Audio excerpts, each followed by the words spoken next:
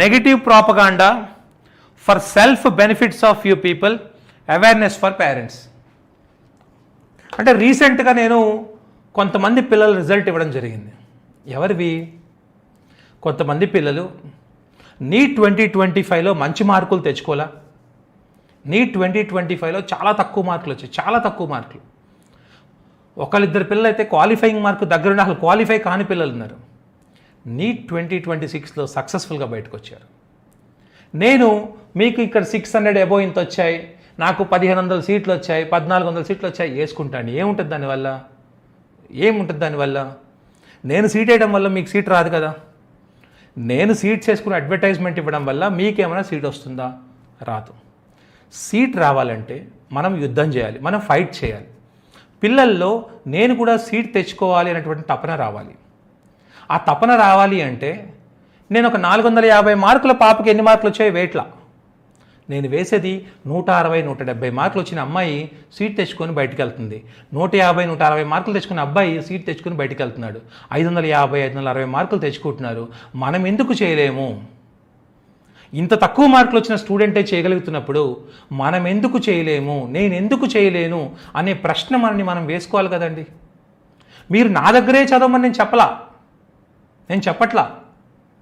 కానీ డాక్టర్ అవ్వాలంటే మీ కళని వదులుకోవద్దు అని చెప్తున్నాను నేను. డాక్టర్ అవ్వాలన్న మీ కళ ఇంకా చాలా పెద్దదండి, చాలా పెద్దది. నేను మళ్ళీ చెప్తున్నాను, మీరు అనుకుంటేనో నేను అనుకుంటేనో మీరు డాక్టర్ అవ్వట్ల. భగవంతుడి నిర్ణయం. ఒక 100 మందికి మీరు ప్రాణం పోయాలి అని రాసి పెట్టడం భగవంతుడి నిర్ణయం కాబట్టి మీరు డాక్టర్ అవుతారు. మీరు అలా అవ్వాలి అంటే భగవంతుడు మీకు చిన్న టెస్టింగ్ టైం ఇస్తాడు. అసలు ఈ టెస్టింగ్ పీరియడ్ని వీడు ఎదుర్కొని ముందుకు వెళ్తాడా లేదా? వీడిని డాక్టర్ చేద్దాం అనుకుంటాడు, మిమ్మల్ని డాక్టర్ చేయాలన్న ఆలోచన భగవంతుడికి ఉంటుంది. కానీ మీకు సీట్ ఇవ్వలా. భగవంతుడు చూస్తాడు, వీడు వదిలేస్తాడా, ప్రయత్నం చేస్తాడా? ప్రయత్నం చేసావు, ఆయన అనుకుంటాడు వీడు ప్రయత్నిస్తున్నాడు, వీడికి సహాయం చేయాలి నేను. నీ డాక్టర్ ప్రయాణంలో ఖచ్చితంగా భగవంతుడి సహాయం. అందరూ టీచర్లు, నీ పేరెంట్స్, నీ మెంటర్స్, నువ్వు సెల్ఫ్గా చేసుకునేటువంటి కష్టం ఎంతుందో దీనికి తోడు ఆ భగవంతుడి యొక్క సపోర్ట్ కూడా యాడ్ అయినప్పుడు ఖచ్చితంగా నువ్వు డాక్టర్ అవుతావు. ఆ థాట్ నీ మైండ్లో రావాలనే ఆలోచనతో నేను ఆ పిల్లల రిజల్ట్ నేను ఇవ్వడం తప్ప అదేదో ప్రమోషన్ కోసమో ఇంకోటో కాదు నాన్న. దానికి కూడా అసలు అబద్ధపు రిజల్ట్ అది. ఆ పిల్లలకి అన్ని మార్కులే రాలేదు. యారో మార్కులు పెట్టి ఏదో 350 పెరిగాయి, 400 పెరిగాయి, 300 పెరిగాయి అని చూపిస్తున్నారు. తప్పు అది. కావాలంటే పోయిన సంవత్సరం వచ్చినటువంటి రిజల్ట్ని ఈ సంవత్సరం వచ్చిన రిజల్ట్ని పెట్టి చూపించమనండి అని అడిగారండి. అసలు యాక్చువల్గా నేను మీ ప్రశ్నలకు జవాబు ఇవ్వకూడదని అనుకున్నాను ఆల్రెడీ నేను. ఎందుకంటే నేను ఒకటి గుర్తుపెట్టుకోండి పేరెంట్స్, ఇదంతా కూడా చాలా జాగ్రత్తగా ప్లాట్ చేస్తూ ఉంటారు. ఈ సంవత్సరము చాలా మంచి రిజల్ట్ మన సింగిల్ బ్రాంచ్ విజయవాడ నుంచి వచ్చింది అందరికీ తెలుసండి, అందరికీ తెలిసింది. నేను చూపిస్తాను మీకు, అందరికీ తెలిసే విషయం. అయినా కూడా మా దగ్గర వచ్చింది నేను సెల్ఫ్ డబ్బా కొట్టుకోవాల్సిన అవసరం లేదు. శ్రీ చైతన్యకి సెల్ఫ్ డబ్బా కొట్టుకోవాల్సిన అవసరం లేదండి.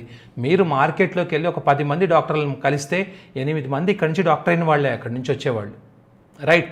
బట్ ఇది కేవలం అంటే మీరు అడిగారు కదా, మీరు చూపించండి అని అడిగారు కాబట్టి ఇదిగోండి. ఈ పాపది నేను ఎడిగా అక్షిత తెలుసు, బంగారు తల్లి అన్నాను. ఫాదర్ లేరు. ఇన్స్పిరేషనల్ క్యారెక్టర్ మనకి పాప, ఇన్స్పిరేషనల్ క్యారెక్టర్. 8వ తరగతిలో ఫాదర్ చనిపోతూ తల్లి నువ్వు డాక్టర్ అవ్వాలి అని చెప్పి 4 గంటల ముందు, చనిపోతున్న 4 గంటల ముందు చెప్పిన తండ్రి మాటలు గుర్తుపెట్టుకొని చాలామంది పిల్లలు ఈ రోజు రేపట్లో ఆదివారం చెప్పిన మాటని బుధవారం కల్లా మర్చిపోయే రోజుల్లో ఉన్నాం మనం.